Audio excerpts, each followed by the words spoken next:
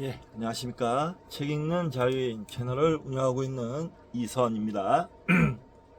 오늘은 2025년 8월 31일 일요일 8월의 마지막 날입니다. 8월의 마지막 날인데 아직 덥습니다. 날씨가 오늘도 30도를 넘어서고 여기는 특히 이 동네는 더 더워요. 어저께 말씀드렸듯이 어제 같은 경우는 37도까지 올라갔습니다.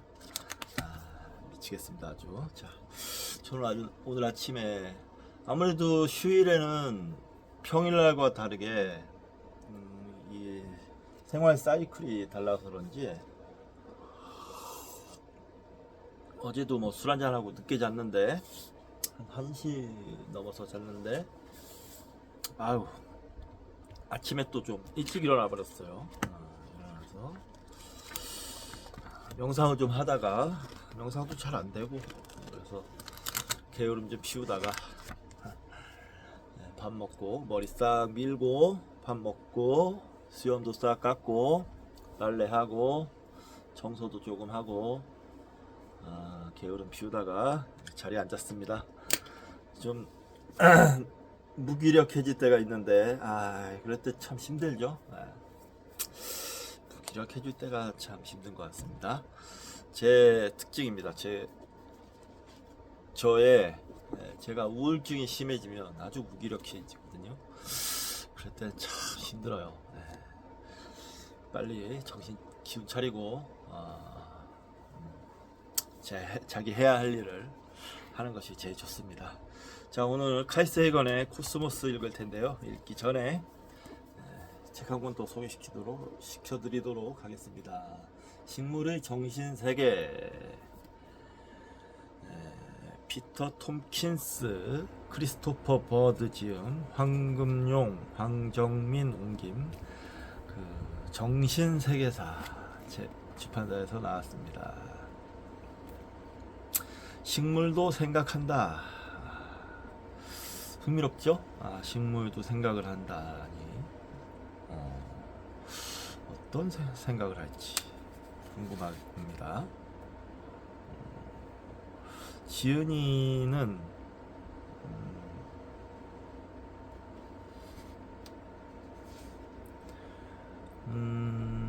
피터 톰킨스라는 사람은 저술가고 크리스토퍼 버드라는 사람은 하버드 대학에서 생물학을 전공했고 뭐 동양철학, 동양사, 뭐 하와이 대학에서 인류사 공부를 하기도 하고 뭐 그런 이력을 가지고 있네요. 식물 머릿말을 좀 보겠습니다. 식물의 초감각 지각에 대한 최근의 연구. 2부 식물 왕국의 문을 연 선구자들. 3부 우주의 화음에 귀 기울이는 식물. 4부 토양, 식물, 인간. 제5부 생명파동과 방사선의 세계. 이렇게 되는데 그렇게 재밌을 것 같지는 않은데 근데 식물도 생각을 한다. 책 쇼핑하다가 눈에 띄어서 샀는데 중고책으로 흥미로운 주제이긴 합니다. 자 그럼 카이스 헤건의 코스모스. 지난 시간에 천국과 지옥 4부 천국과 지옥까지 읽었습니다. 이번 시간은 제5부 붉은 행성을 위한 브루스 이렇게 되어 있습니다.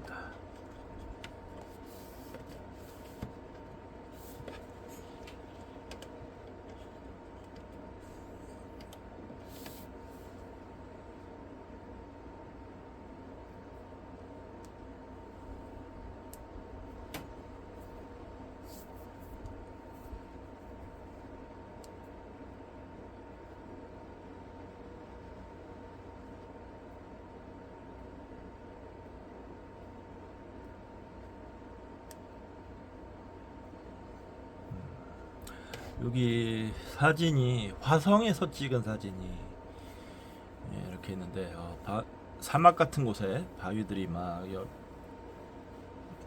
여러 곳에 아주 많이 있고 골고루 퍼져서 있네요. 바위들이. 좀 읽어볼까요? 서리에 덮인 낙원. 이 사진은 화성 북방부에 겨울이 시작될 쯤인 1977년 10월경에 촬영한 것이다. 북위 44도 지역의 화성 표면을 물 성분의 서리가 옅게 덮고 있다. 수직 구조물이 떠받치고 있는 것이 바이킹 2호와 지구 사이의 직접 교신을 가능케 하는 지향성 좋은 통신용 안테나이고, 검은 눈금과 색색의 사각형들이 그려져 있는 판이 카메라를 조정하는 데 쓰이는 표정물 또는 관역이다. 왼쪽 아래에 있는 흰 테두리를 한 검정 사각형 한 장의 극히 작은 사진인데, 그 사진에는 바이킹 우주선의 설계, 조립, 시험, 발사와 운영 등을 책임진 사람들 총 1만 명의 서명이 아주 작은 글씨로 빽빽하게 새겨져 있다. 인류는 자기도 알지 못하는 사이에 다행성의 생물종으로 변해가는 중이다. 이런 시각으로 보니 또 좀 재밌네요. 인류가 진화하고 있다라는 시각으로 행성의 탐구를 통해서 진화하고 있다. 자, 서서 읽도록 하겠습니다. 정견이 있나라.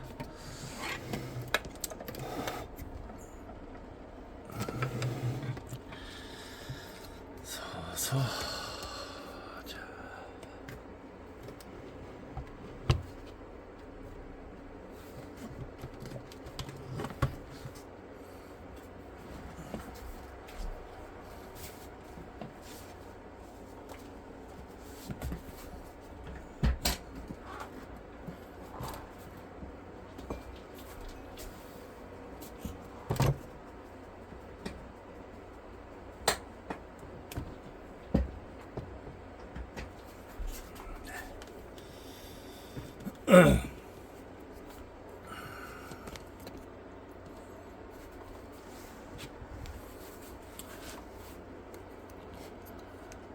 네, 시작하겠습니다.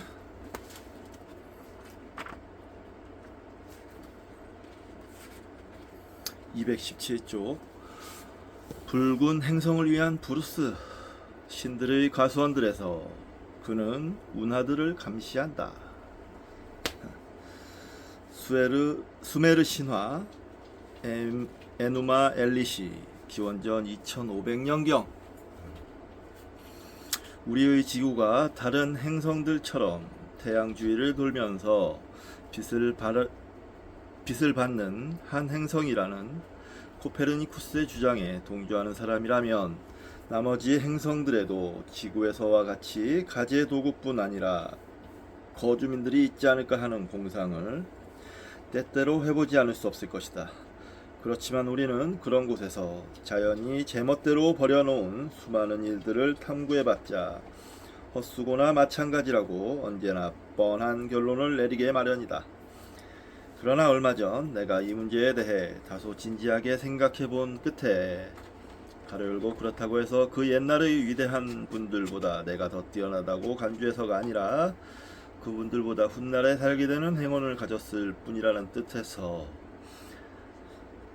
이 탐구가 아주 불가능하지도 않을 뿐더러 온갖 어려움을 무릅써야 하는 그런 성격의 일도 아니고 예상 가능한 추측을 해볼 만한 여지가 충분히 있다고 생각하게 되었다.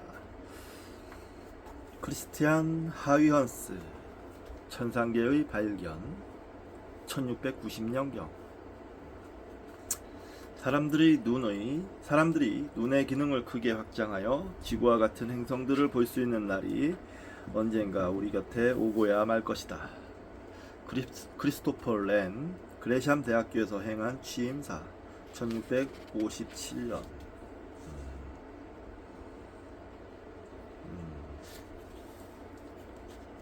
이미 앞전 시대에 이런 우주 시대,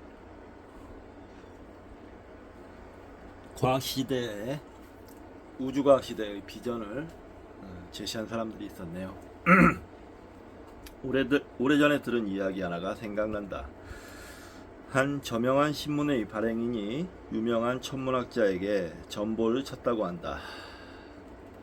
그 전보에는 화성에 생명이 존재하는지 500개의 단어로 정리하여 수신자 부담으로 즉시 전송해주기 바람이라는 요구가 적혀 있었다.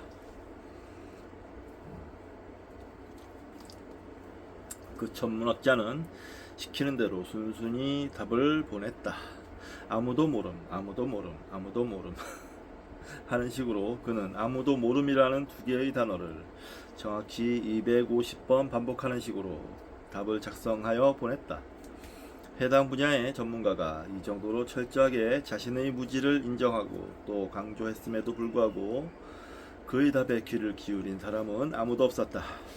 그 까닭에 화성에 생명이 존재한다고 주장하는 측과 반박하는 측 사이의 권위 싸움이 오늘날까지 계속되고 있는 것이다. 화성에 생명이 존재하기를 간절히 바라는 사람이 있는가 하면 또 다른 쪽에서는 화성에 생명이 없다고 열을 올린다. 두 진영 모두 도가 지나치도록 자기 주장을 해왔다. 양 진영의 감정이 극도로 고조되다 보니 어느 정도의 불확실성은 수용해야 하는 과학의 기본 미덕마저 저버리기 시작했다. 누구나 서로 모순되는 두 가지 가능성을 함께 부두머 안고 살아야 하는 부담에서 벗어나고 싶을 것이다. 그래서 사람들은 어느 쪽이라도 좋으니 그냥 한 가지의 답만 달라고 요구한다.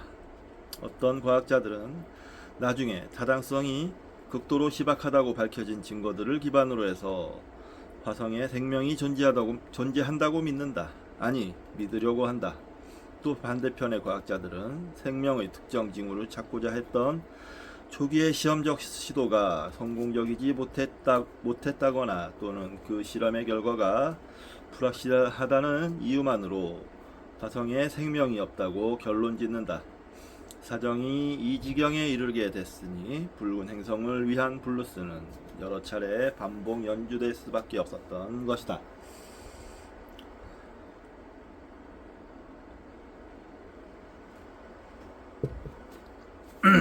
왜 하필 화성인인가? 토성인이면 어떻고 명왕성이면 무엇이 문제란 말인가? 화성인만 두고 그토록 열심히 궁리하고 또 그토록 열렬히 상상의 나래를 펴는 이유가 도대체 무엇일까? 그것은 언뜻 보기에 화성이 지구와 매우 유사하기 때문이다. 화성은 지구에서 그 표면을 관측할 수 있는 가장 가까운 행성이다. 얼음으로 뒤덮인 극관이나 하늘에 떠다니는 흰 구름, 맹렬한 흙먼지의 광풍, 계절에 따라 변하는 붉은 지표면의 패턴, 심지어 하루가 24시간인 것까지 지구를 닮았다. 그렇다면 누구나 화성의 생명을 상상하고픈 유혹에서 벗어나기 어려울 것이다. 화성이 지구인의 희망과 두려움을 투사할 수 있는 신화의 공간으로 어느새 둔갑해버린 것이다. 인간의 심리적 성향의 잘잘못을 떠나서 누가 뭐라고 해도 우리는 엉뚱한 길로 가서는 안 될 것이다. 중요한 것은 구체적 증거이다. 그런데 그 증거가 아직 우리 손안에 쥐어져 있지 않다. 화성은 참으로 경이로운 세계이며 화성의 미래상은 과거에 우리가 화성에 대해 품었던 억측보다 훨씬 더 흥미진진한 내용으로 가득하다. 인류는 20세기에 비로소 화성의 흙과 모래를 헤집어 볼 수 있게 됐고, 그렇게 함으로써 지구인의 흔적을 화성에 확실하게 남겨놓았다. 한 세기에 걸친 인류의 오랜 꿈이 드디어 성취된 것이다.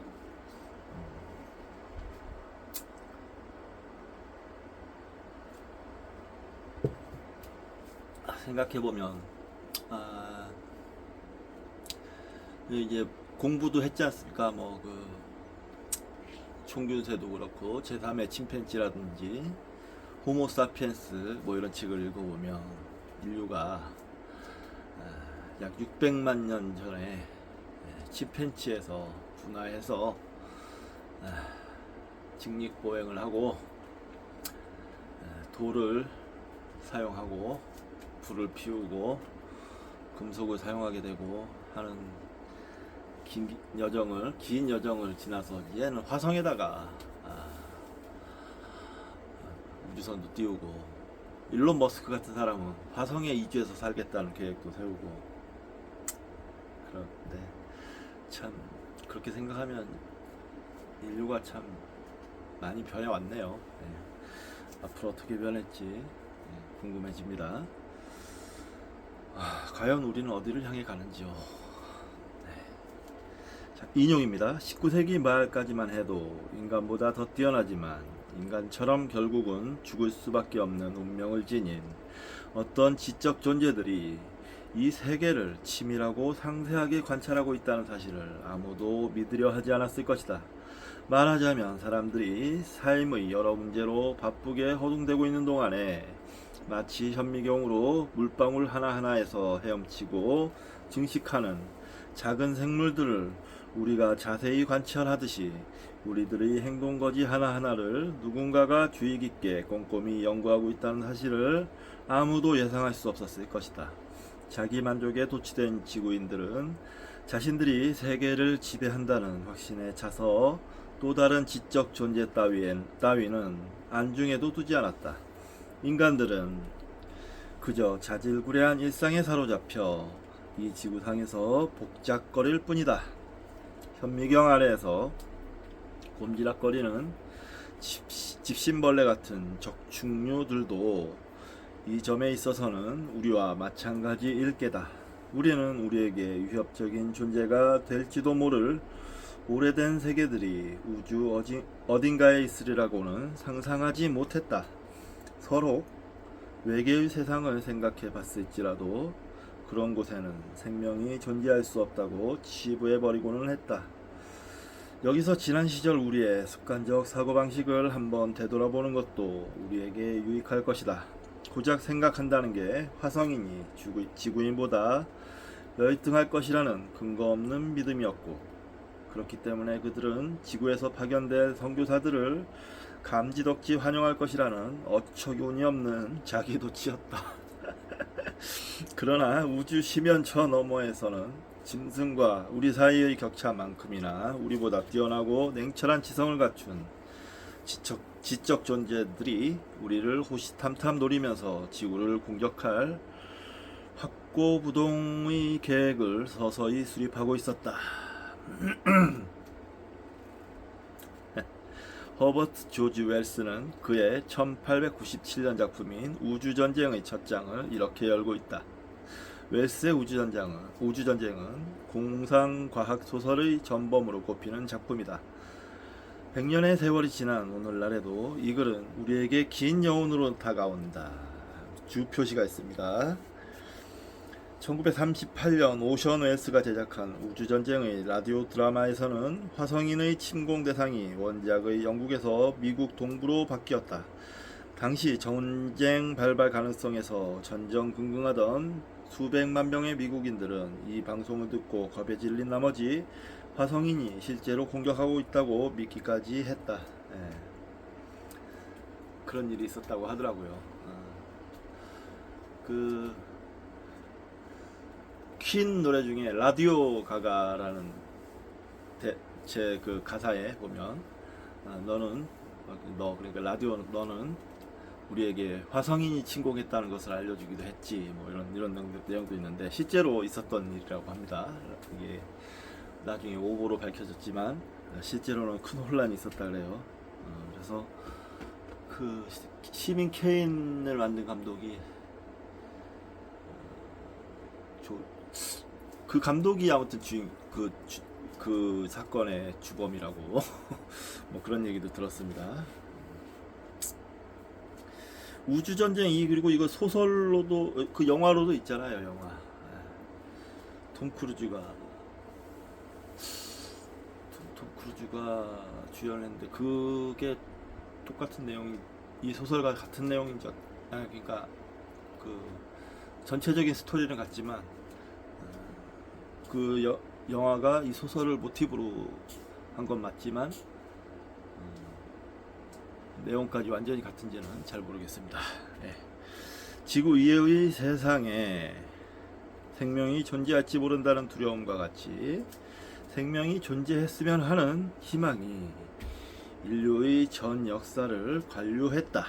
그리고 외계 생명의 징후를 찾는 데 있어 우리는 밤하늘에 밝게 빛나는 붉은 점 하나에 특히 주목해왔다. 그러니까 우주전쟁이 출판되기 꼭 3년 전이었다. 미국 보스턴 출신의 퍼시벨 로웰이 대규모의 천문대를 설립하고 심혈을 기울여 화성 생명의 존재를 입증하기 위한 연구를 시작했다. 로웰은 젊은 시절에 천문학을 취미삼아 공부했고 하버드 대학을 졸업한 뒤에는 준 외교관의 신분으로 당시 조선이라고 불리는 나라에서 근무한 적이 있는 특이한 경력을 가진 인물이었다. 조선, 우리나라네요. 반갑습니다. 로웰이란 사람이 왔었군요. 퍼시벌 로웰. 그리고 무엇보다도 그는 부유했다. 1916년에 세상을 떠날 때까지 로웰은 행성의 본질과 진화에 관한 지식과 우주의 팽창에 관한 추론, 그리고 명왕성의 발견 등과 관련해서 인류 문화에 커다란 공헌을 했다. 사실 그는 명왕성을 자기 이름을 따서 명명했다. 명왕성의 영어 이름인 플루토의 첫 두 글자는 퍼시벌 로웰의 머리글자인 P와 L이며 이 두 글자를 결합한 글자, 이상한 글자 이렇게 하나가 있습니다. 하나는 명왕성을 상징한다.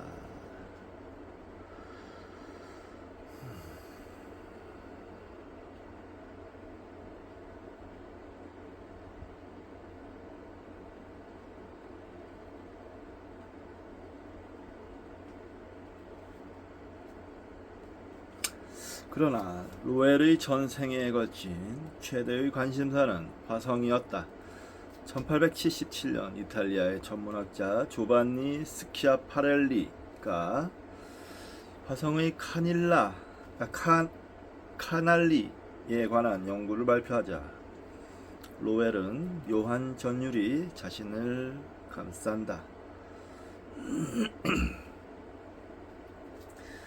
감싼다고 느꼈다. 스키아파렐리는 화성의 지구 대접근 시기에 화성의 표면을 자세히 관측할 수 있었다. 그는 한 개 혹은 두 개의 직선들이 복잡한 네트워크를 이루며 이 행성의 밝은 지역 여기저기를 가로지르는 것을 보고 이것을 카날리라고 불렀다. 이탈리아어로 카날리는 경로나 가늘고 길게 파인 홈을 의미하지만 영어권에서는 이 단어가 지적 존재가 설계한 구조물이라는 의미를 내포하는 운하로 번역됐다. 그리하여 화성의 열풍이 유럽과 미국을 휩쓸기 시작했고 노웰도 그 열기의 도가니 속에 빠져들었다. 1892년 시력을 잃어가던 스키아파렐리가 화성 관측을 이제 그만둬야겠다고 발표하자 노웰은 그의 작업을 자기가 대신하기로 결심하고 구름이나 도시 불빛의 방해를 받지 않으며 시상이 좋은 최상급의 관측 장소를 물색하기 시작했다. 시상은 대기의 안정도에 민감하다. 대기가 안정적인 곳에서는 별의 이미지가 흔들리지 않지만 대기가 심한 교란을 겪는 곳에서는 별의 이미지도 몹시 흔들린다. 맑은 날 밤에 별빛의 깜빡거림도 대기 교란에 기인한다. 노웰은 자신의 고향에서 멀리 떨어졌지만 시상이 좋은 애리조나주 플렉스테프라는 도시의 한 언덕에 자신의 천문대를 건설하고 그곳을 화성의 언덕이라고 불렀다. 주 표시가 있습니다. 아이작 뉴턴이 다음과 같은 이야기를 한 적이 있다. 망원경의 제작 이론을 완전히 상세하게 적용시켜 한 대의 망원경을 만들었다 해도 그 망원경으로 구현할 수 있는 것은 어떤 한계가 여전히 존재한다. 망원경으로 별을 관측하려면 별빛이 우선 대기를 통과해야 하는데 작은 움직임이기는 하지만 지구의 대기가 끊임없이 움직이기 때문이다.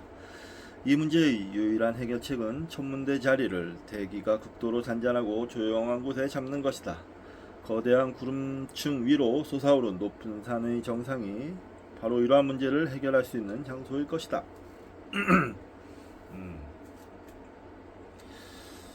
확실히 뉴턴은 참 똑똑하네요. 그는 그곳에서 화성 표면의 특징, 특히 그를 매료시켰던 운하들을 자세히 스케치했다. 그것은 힘든 작업이었다.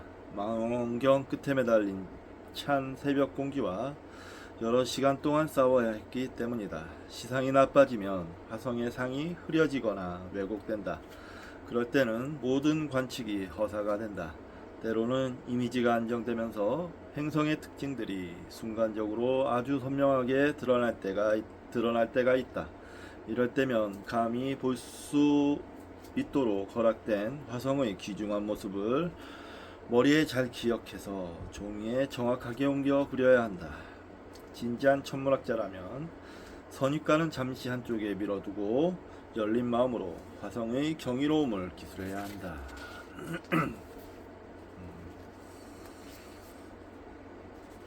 이런 사람들이 또 있었군요.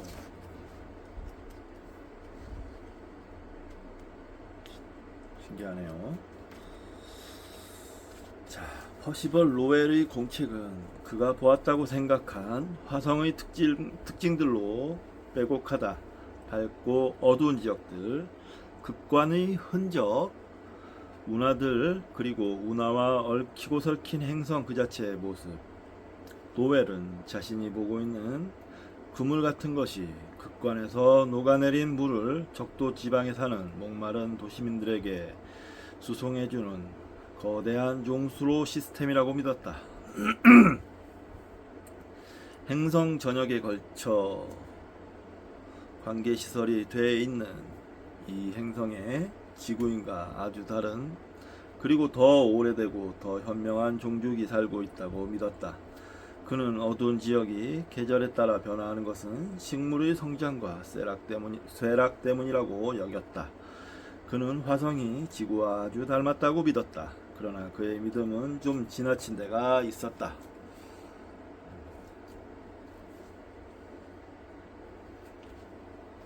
노엘이 그린 화성의 모습은 태고의 역사를 간직한 메마르고 쇠락한 땅, 즉 사막의 세계였다.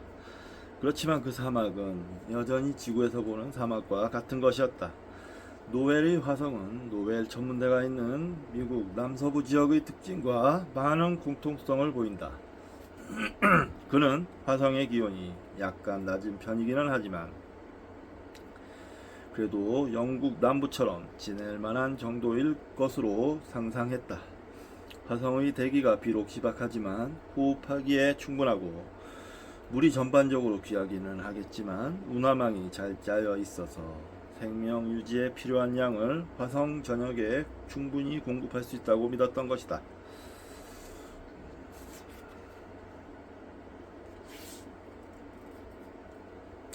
화성이 얽힌 지나간 역사를 되돌아보면 참 재미있는 점을 발견하게 된다. 로웰이 당시에 당면했던 가장 심각한 도전은 전혀 생각하지 못했던 아주 엉뚱한 방향에서부터 왔다. 엘프리드 러셀 윌리스가 노웰의 도전자였다. 그는 자연 선택에 따른 생명 진화를 다윈과 함께 발견한 인물이었다. 1907년 그는 노웰의 저술들 중 하나의 서평을 써달라는 부탁을 받았다. 이것이 계기가 되었다. 젊은 시절에 월리스는 엔지니어였다. 그는 초감각 지적 능력 같은 주제를 다소 잘 믿는 편이기는 했어도 화성에 생명 거주의 가능성이 있다는 주장에 대해서는 지극히 회의적이었다. 월리스는 노웰이 화성 평균 기온을 계산할 때 범한 실수를 입증하여 화성이 영국의 남부처럼 온화한 곳이 아니라고 주장했고, 극히 일부의 예외 지역이 있기는 하겠지만 화성의 기온은 어디를 가든지 빙점이라고 지적했다. 그의 온도 계산에 따르면 화성 표면의 바로 아래는 영구 동토층으로 뒤덮여 있어야 했다. 그리고 대기는 노엘이 계산했던 것보다 훨씬 더 희박하며 충돌 구덩이들이 달에서처럼 사방에 널려 있어야 했다. 그리고 운하의 물에 대해서는 이렇게 생각했다.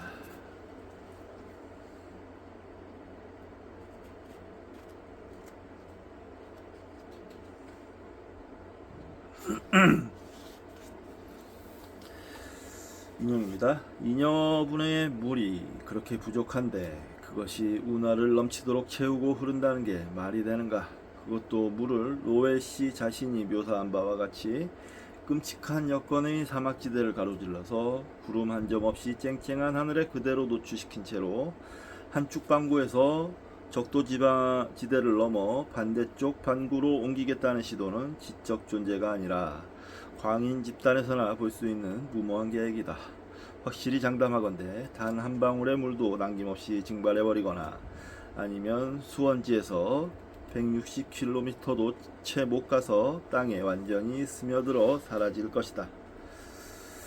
통렬하지만 전반적으로 적확한 분석이었다. 더욱 놀라운 점은 이 분석이 월리스의 나이 84세 때에 이루어졌다는 사실이다.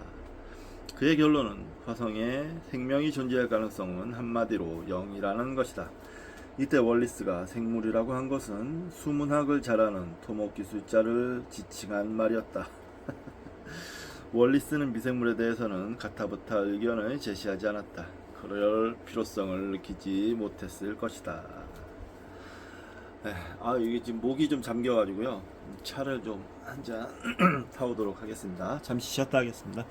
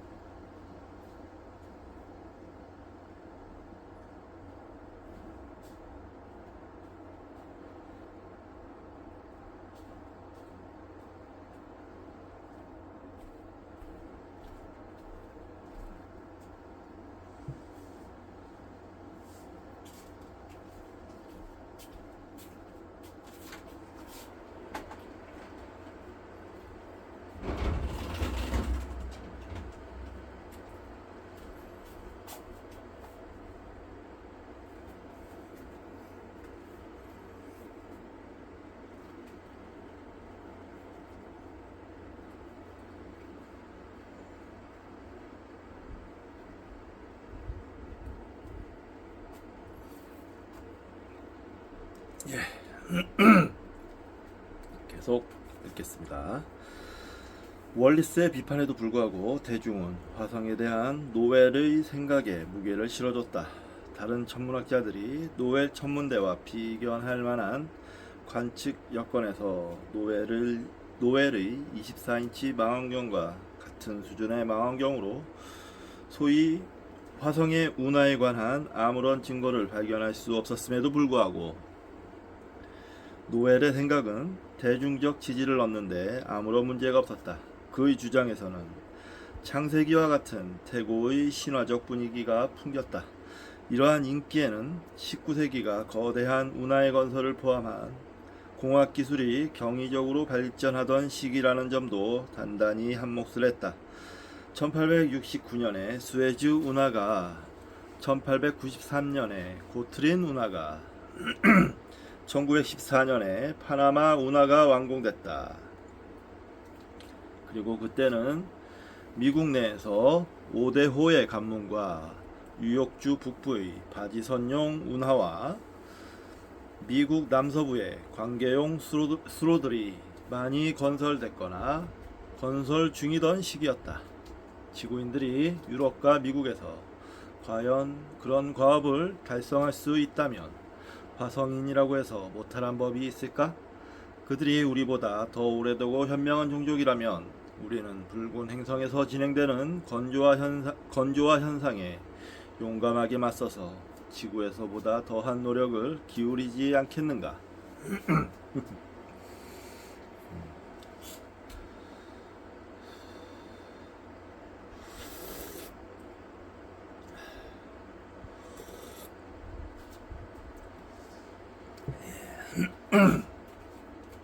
현대는 인공위성이 화성의 주위를 선회하며 화성의 세세한 모습을 정찰할 수 있는 시대이다. 화성 전역을 이미 지도에 담았으며 자동 실험실을 2개씩이나 화성 표면에 내려놓았다. 그러나 화성에 얽힌 신비는 노웰의 시대보다 오히려 더 깊어지기만 했다. 노웰이 언뜻 보고 그렸던 그 어떤 화성 그림보다 훨씬 더 정밀한 사진을 확보하게 되었지만 우리는 그 사진에서 세상을 떠들썩하게 했던 운하망의 지류 하나, 관문 하나 아직 발견하지 못했다. 노웰, 스키아파렐리 그리고 그 외의 사람들이 좋지 않은 시상 조건에서 유관 관측을 하면서 잘못 판단했던 것이다. 어쩌면 그들이 화성에 생명이 존재한다고 믿고 싶었기 때문에 오판했을 가능성도 배제할 수 없다.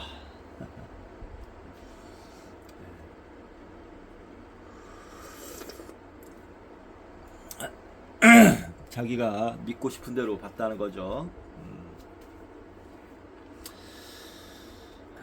확증 평양 같은 현상이 일어난 거겠죠. 퍼시벨 로웰의 관측 일지를 보면 그가 망원경 앞에서 수년 동안 지속적인 노력을 기울였음을 알 수 있다. 그의 일지는 운하의 실제에 대한 다른 천문학자들의 회의적 시각을 노웰 자신도 잘 알고 있었음을 생생하게 증언해준다. 일지에 드러난 노웰은 자기가 중요한 발견을 했음에도 불구하고 다른 이들이 그 발견의 의미를 아직 알아차리지 못했기 때문에 무척 괴로워하는 사람이었다. 예를 들어 1905년 1월 21일 일지에는 다음과 같은 글이 실려있다. 이중 운하가 순간적으로 여러 차례 나타났다.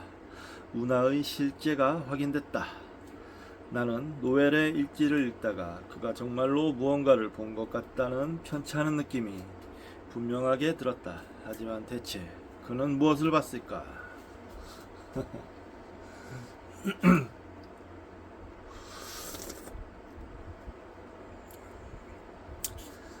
착각을 본 거겠죠.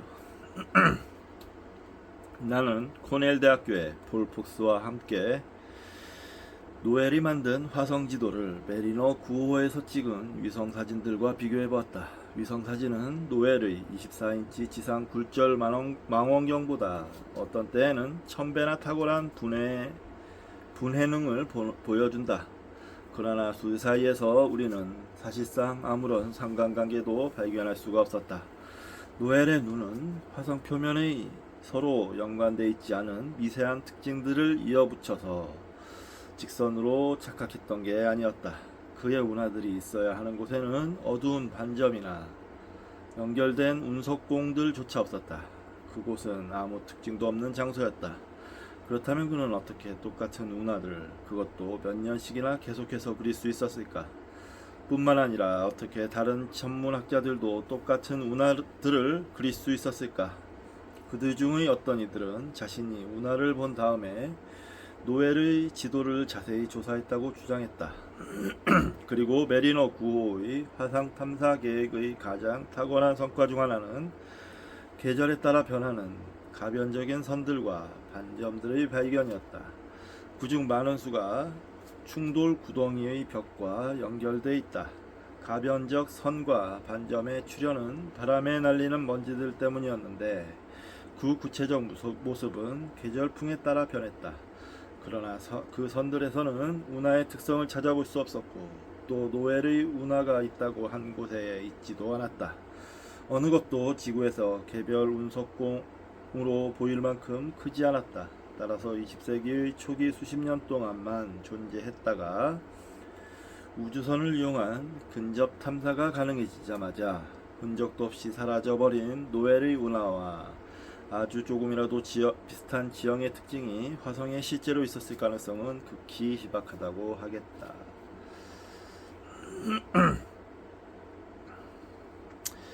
이 사진에 노엘이 만든 화성본 중에 하나이다. 유명한 이름이 붙은 운하들이 보인다. 이렇게 돼 있고 1909년 프랑스의 안토니아디가 그린 화성의 모습. 이 그림에는 극강과 희미한 선들이 보인다. 하지만 다른 천문학자들은 시상이 썩 좋은 조건에서도 운하를 찾아낼 수 없었다.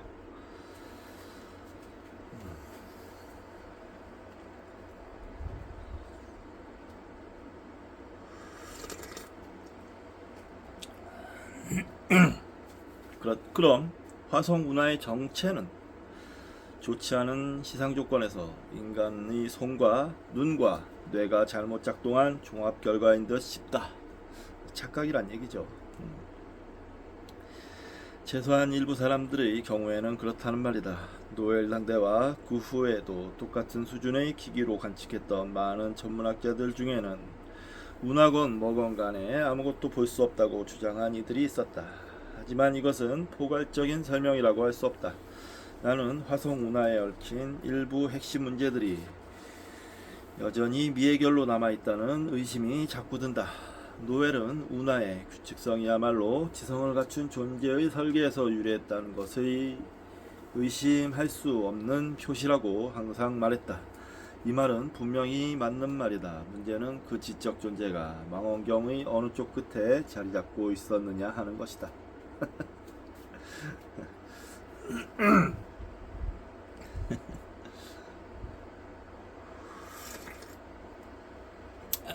그 지적 존재는 망원경을 보는 쪽에서 자리 잡고 있었던 거죠. 그러니까 노엘의 화성인은 선량하고 희망적이었으며 심지어는 약간 신적이기까지 해서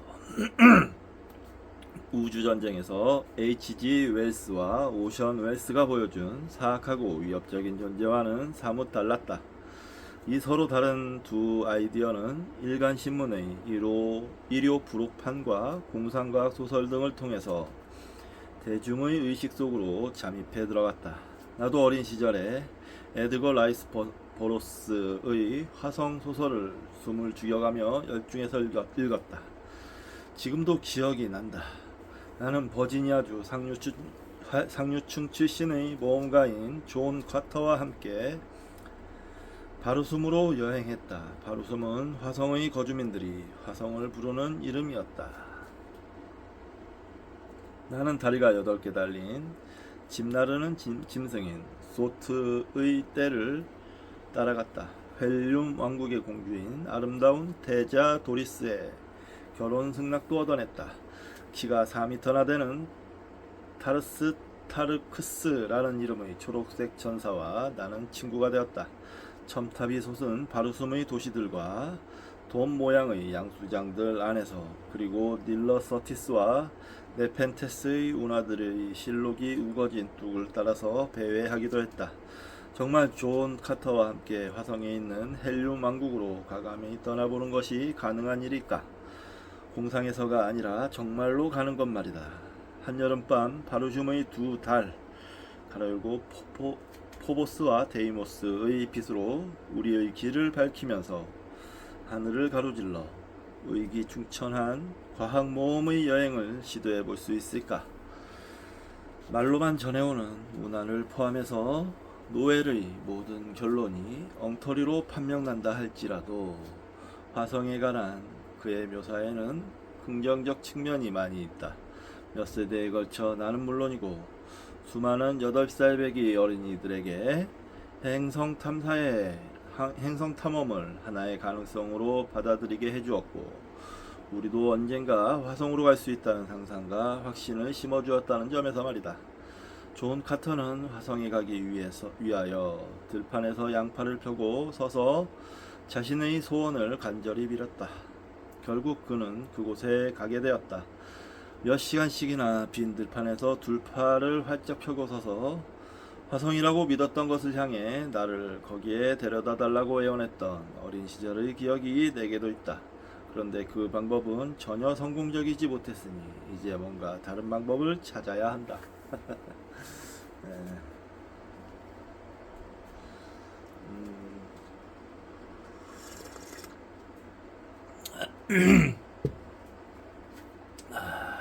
그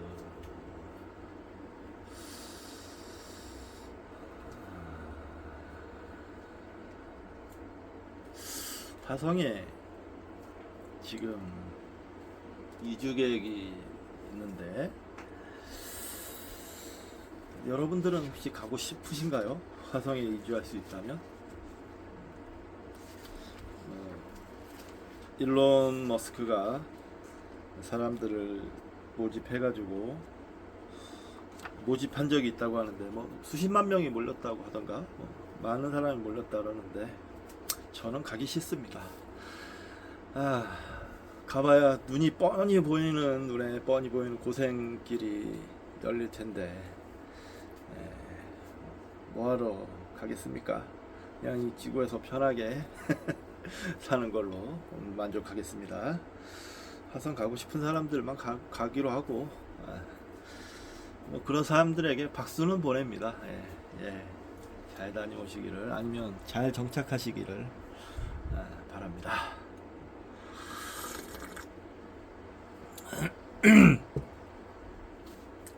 목이 좀 자꾸 가라앉아서 조금 더 읽고 쉬었다 가야 되겠네요. 여기 계속 읽으면 목이 완전히 가버리기 때문에 읽다가 좀 쉬었다가 읽는 걸로. 자, 좀 더 읽겠습니다. 그래도 자연의 작품인 생물에서처럼 사람이 만든 기계도 진화한다. 로켓은 중국에서 발명됐는데 처음에는 의전상의 목적과 심미적 용도로만 사용됐다. 로켓이 추진 동력을 화약에서 공급받는다는 점을 생각한다면 화약을 발명한 중국인에게 로켓 발명의 영광도 돌아가야 마땅하다. 어쨌든 이렇게 발명된 로켓이지만 14세기경에 유럽에 흘러 들어가면서 전쟁에 응용되기 시작했다. 그리고 러시아의 한 중등학교 교사 콘스탄틴 에두루아르도비치 치올코프스키가 행성까지의 교통수단으로 로켓을 거론할 때가 19세기 후반이었다. 본격적인 고공 비행용 로켓은 미국의 과학자 로버트 허칭스 고덕스가 처음 개발했으며 2차 세계대전 당시 독일이 사용한 군사용 V2 로켓은 사실상 고더드의 혁신적 기술을 거의 그대로 활용한 것이었다. 마침내 1948년에 2단계 V2 WAC 코포럴 통합형 로켓을 그 당시로서는 초유의 고도인 400km까지 쏘아 올렸는데 성공함으로써 로켓 개발사의 한 획이 그어졌다.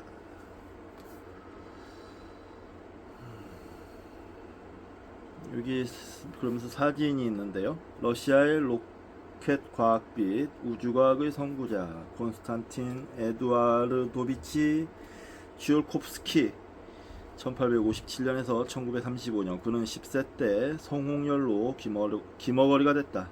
도서관 등을 다니며 거의 독학으로 물리학과 천문학을 공부했으며 교사 검정고시에 합격하여 자기 고향의 중등학교 교사가 됐다.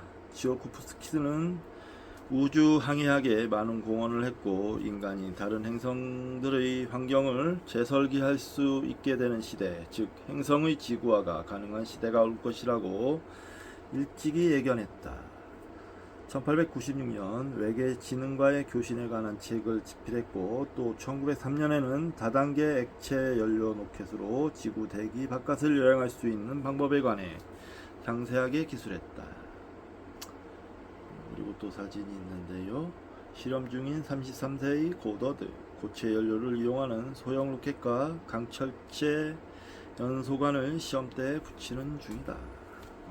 야, 천재였네요.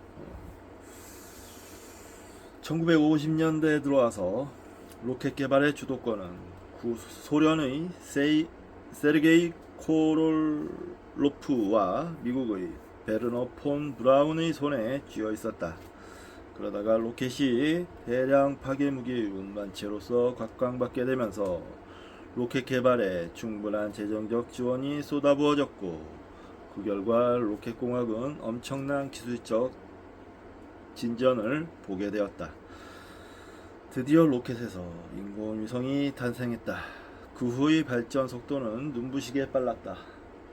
유인 궤도 비행, 유인 우주선의 달 선해 비행, 달 착륙, 그리고 태양계를 떠나 저 밖으로 향하는 무인 우주선으로 숨가쁘게 이어졌다. 미국과 소련을 제외한 다른 나라들도 우주선을 발사하기 시작했다. 그 중에는 영국, 프랑스, 캐나다, 일본 그리고 로켓을 최초로 발명한 중국이 포함되었다.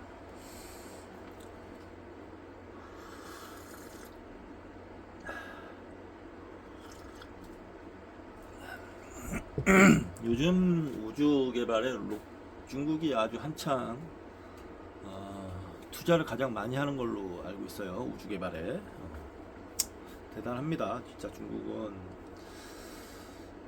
대단한 것 같고 조만간 미국과 어깨를 나란히 아직까지는 아니지만 거의 지금도 거의 대등한 수준이니까 하게 되지 않을까. 그렇게 되다가 역전이 되면 세계 질서의 판도가 바뀌게 되겠죠. 예, 자, 지올코프스키와 고더드 그리고 청년 고더드 역시 H.G. 웰스의 책을 읽었고 퍼시벨 로웰의 강연에 고문되기도 했다. 의 초기 아이디어들 중에는 아주 높은 고도에서 지구를 관찰하는 과학 궤도선과 화성의 생명을 탐색하는 탐사선을 실현하는데 우주 로켓을 응용하는 것이 있었다. 그들의 이 두 가지 꿈이 이제 모두 실현된 셈이다.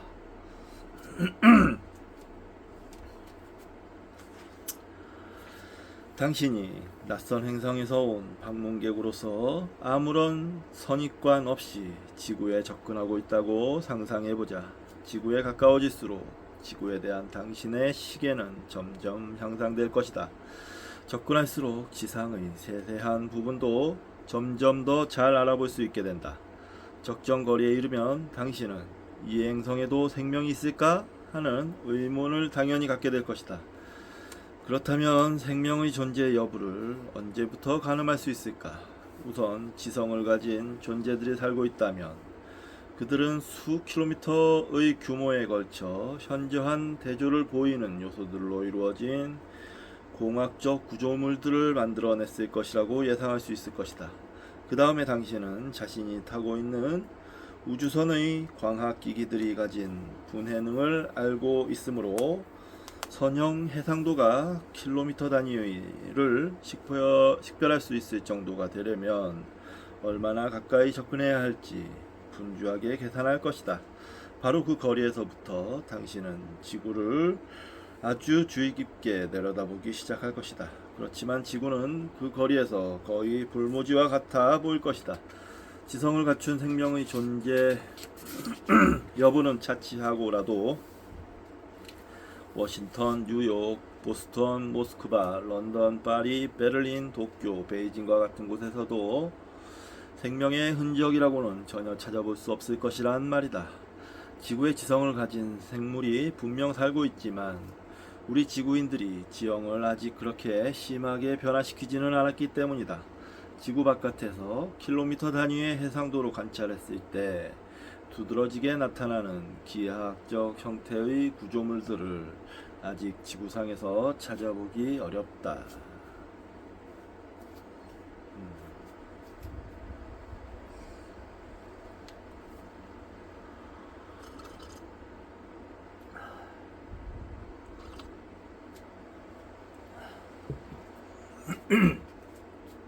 그러나 더 접근하여 선형 해상도가 10배로 향상되어 크기 100m 정도의 작은 형태들도 보이기 시작하면 상황은 완전히 달라진다.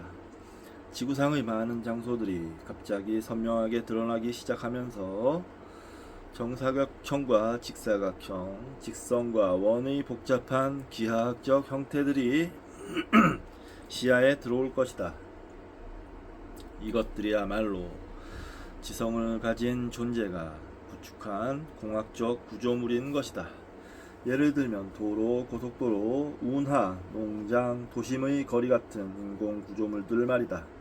한편 이러한 인공 구조물들의 배치 양상은 유클리드 기하학과 영토 욕심이라는 인간의 두 가지 집착을 잘 드러낸다. 이 정도의 규모에서는 지성을 갖춘 생물들의 존재를 보스턴, 워싱턴, 뉴욕 등지에서 확인할 수 있을 것이다. 해상도가 10m 수준으로 향상되면 지형이 어느 정도 변형됐는지 비로소 가늠할 수 있게 된다.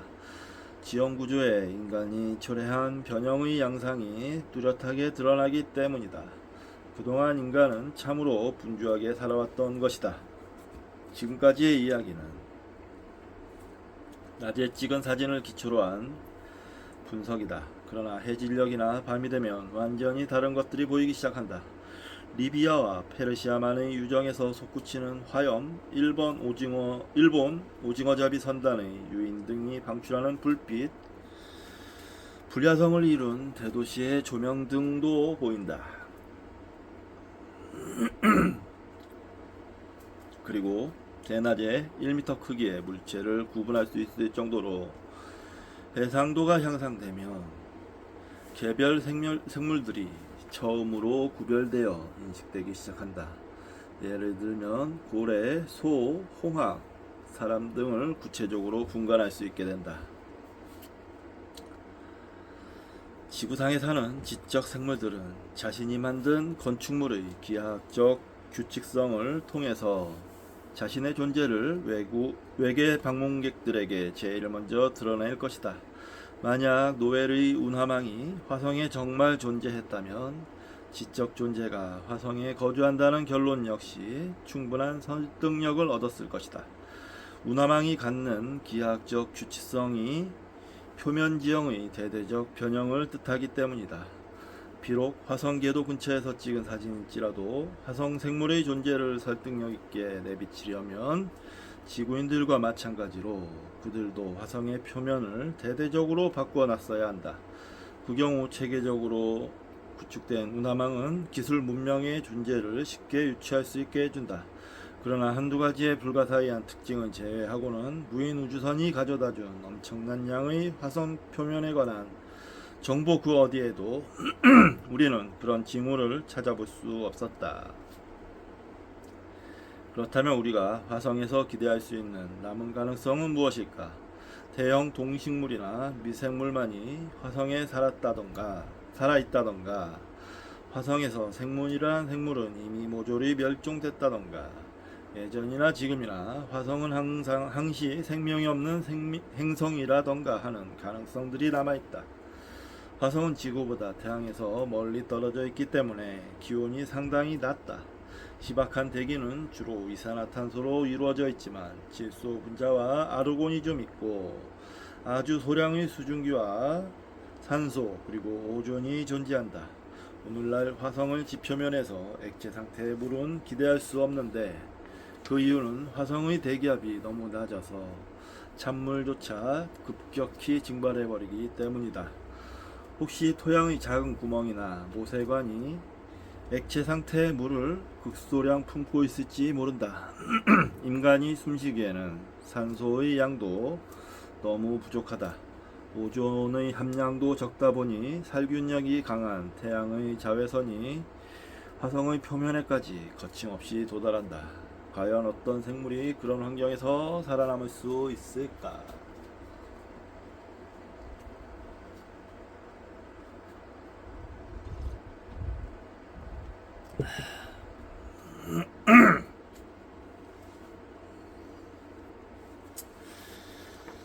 자, 이번 시간은 여기까지 하고 조금 쉬었다 해야 될 것 같습니다. 목이 잠기고 눈이 피로해져서 조금 쉬었다가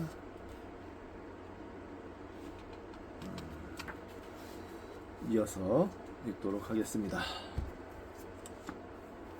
236쪽.